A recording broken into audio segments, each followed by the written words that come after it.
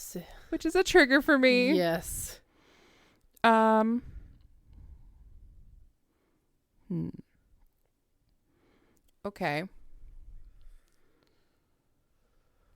What did I love? I loved, and I don't know if this is part of like in the original story, just like how they used like various races, like heritages of like people, like, you know, like 2 of the main characters were Black. Yeah. And it was awesome to have like the visual, you know, like everyone just being equals, but still like her, like that being a thing. And like that whole scene when they were talking about Linnet when she was young, and it was Rosalie and Salome talking to Hercule Poirot about her first memory of her. Yes. Was a little girl going, there's a colored girl in the water with me, and making them leave.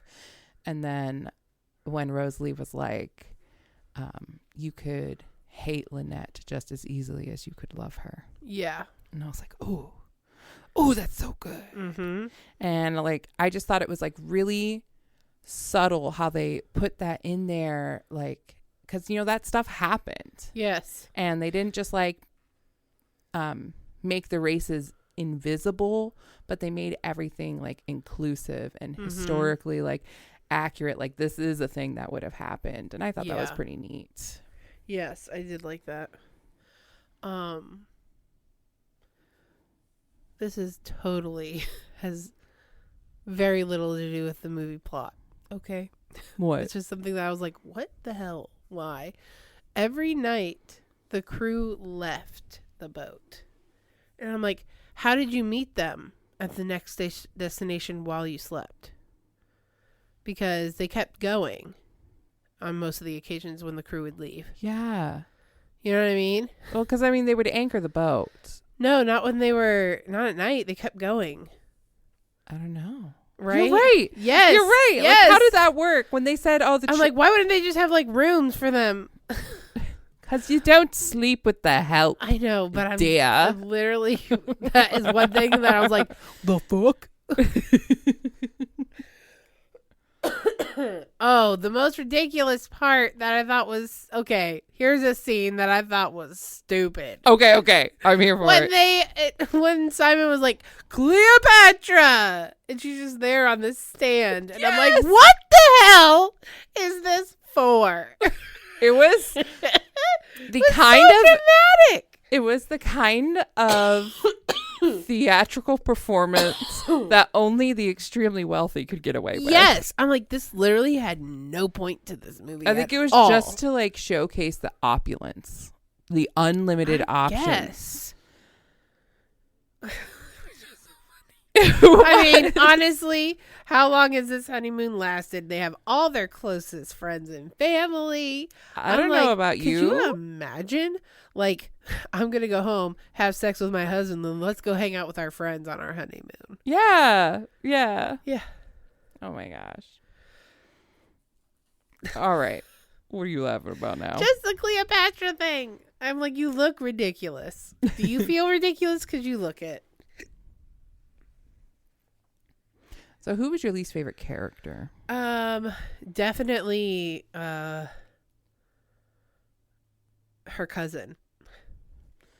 Andrew. Yeah. Definitely.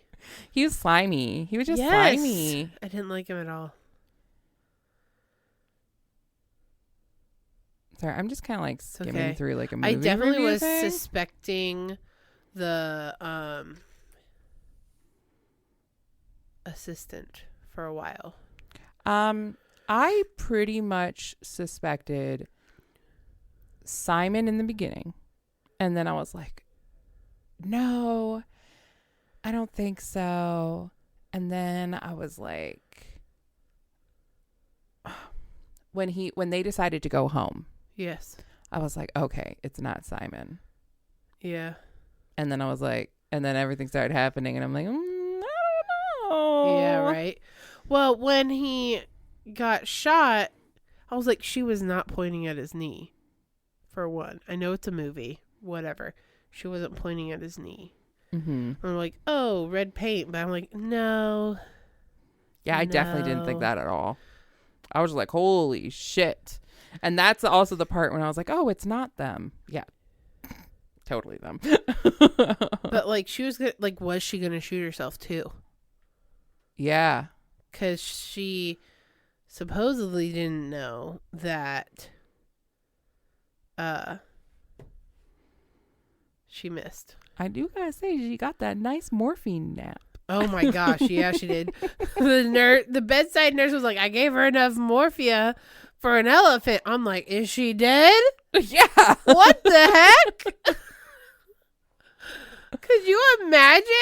All I'm saying, I feel like that's a restful sleep. yeah, if I could look half as good in a morphine-induced coma, Gosh, like yeah. my evening gown splayed on the bed, Yes. just like gently laying on my side, my hair laying perfectly. Yeah. That's your duty. If I ever fall into that kind of coma, you have to keep me beautiful. Oh, you will be. Thank you. I will not let them dress you any other way. Thank you. You're welcome. Ball gowns only. Ball Thank you. gowns only. Must fit in casket. Yes. I mean, I'm being burned, but Will be burned in the ball gown. in the ball gown. Yes. Turn me into a diamond. I will. Or plant you as a tree. Oh, that works too. Yeah. I'm a hippie. It's fine. You are. Silence. We're just staring at each other, really. Really, yes. I just want to say I like going to movies with you again. Me too. We used to go all the time. And then, like, COVID happened. Babies happened. Yeah. And I'm just feeling like I can do more again. I also agree. It seems a little easier. Yeah. Now, especially with the holidays being over. Yeah. We're planning better this year. It'll be fine. Yeah. It'll be fine. So, you know what I was thinking about on the way home? Yeah. We need to start our vacation fund for our anniversary. Yeah. Our 10-year anniversary. Mhm. Like, you talk about what you're doing with Josh. Whatever, that's fine. But we have to figure out what we're going to do. Because we have 2 years. I know. Like, this is 8 years this year. Right? Yes, this year is 8 years. June is 8 years. Wait. So, right? What year did you get married? Yes, it's 8 years. Yeah. 8 years I've been married. I'm Yes. like, I've definitely known Josh longer, though. Yeah, but I meant you the year you got Yeah, married. I know, but I was thinking I only met Josh in that year. Believe me, Duh. there would have been no competition at that point. Yeah. We would just be celebrating our own anniversary. Yeah. Yeah, where do you want to go? I literally was like, ooh, we could go to London. But That's hella it expensive. is. It was. But I just a gotta thought. say, I'm probably gonna have a new account set up for me at work and then just have payroll deduction put in that for our There vacation. you go, man. You know, my husband don't like going places. I know. I was thinking, I was like, maybe that's our West Coast thing we do. Pacific Northwest. Yeah. So you have any last minute thoughts about the movie?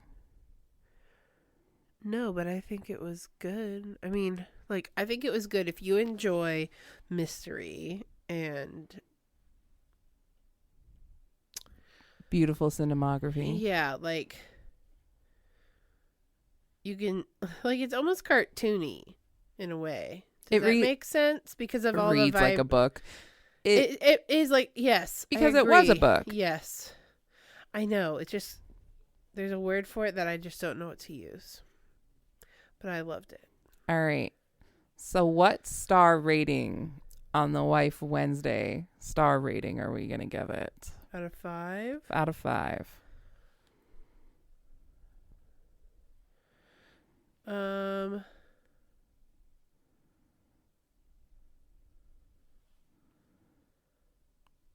Man. Personally, really the only thing I can dock it was the tacky opulence show of Cleopatra. Yeah. So I So personally would feel comfortable giving it a 4.75. Okay, I was gonna say 4.5, but I'm fine with the 7.5. Almost a 5-star movie. Yeah.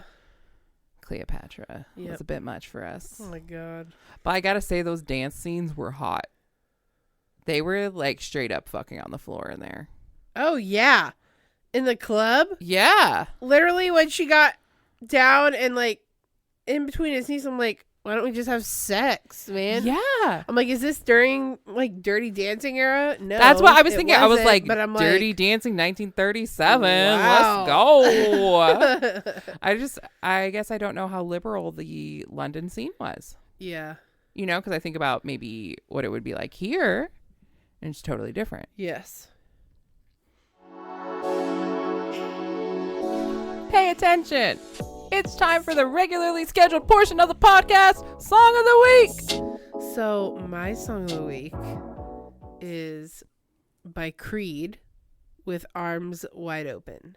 So, my song of the week is The American Nightmare by Ice Nine Kills. Second time featuring Ice Nine Kills on this podcast. They write movies. Oh my gosh. Wow. They write. They write music. One of their albums is called The Silver Scream, which is what this is off of. And all of their songs are off of horror movie serial killers or real life serial killers. Oh. So that's why I'm sneaking that one in there. This one's obviously about the American Psycho. Yes. And it kicks butt. And it's got a part when it like stops and it's like chug chug. And I love it. I cannot do the scream. This week on the Cena segment. This week I do have to apologize. I did not write you a love letter. How But dare you? We've seen each other twice this week, so Yeah. I didn't have to pine for you. Mm-hmm. And I'm going to make it up by this week having lunch for you on Wednesday. Oh, yeah. I totally forgot about that already. How dare you? See, 2 wrongs. We've made 1 right. Okay. Yeah. I know last week I said I was reading The ABCs of Self-Love, I believe. Uh-huh. I did finish it. It is definitely more, it's like a self-help like kind of book in a way. Yes. But it's more of a journaling companion. Okay. Every letter gives you a journal prompt, which I sent you one of them, I believe. It was like a black and white thing. Yeah. Uh-huh. And it was just like a prompt. So I feel like I would get more out of that book if I was grabbing it, drawing it at random, reflecting on it, and journaling versus just reading it. Yes. I just read through it, Uh-huh. So my next read that I went to read is called Comfort Me with Apples by Catherine M. Valente. Or Valente, however you want to say it. I would say Valente. It has to do all this heiress kind of stuff. Not an heiress, but a woman. It's a thriller. Yeah. And like her husband goes on these business trips and he's gone for a long time, but then she's not allowed to go in the basement, and it's pretty Jane Eyre in my opinion. Yeah. I'm like, is he locking up the psycho ex-wife in the basement? What era are we in? That I'm unsure, but what are you imagining, I guess? Because I picked this on the way home from the movie, all I could picture was the 1930s. Okay. So I have no idea. Yeah. I guess, I could read the preview of what's written here, I guess, and see. I don't know if it says. So on the public library, this is what it says. Comfort Me with Apples is a terrifying new thriller from bestseller Catherine M. Valente, for fans of Gone Girls and Spinning Silver. This is the plot.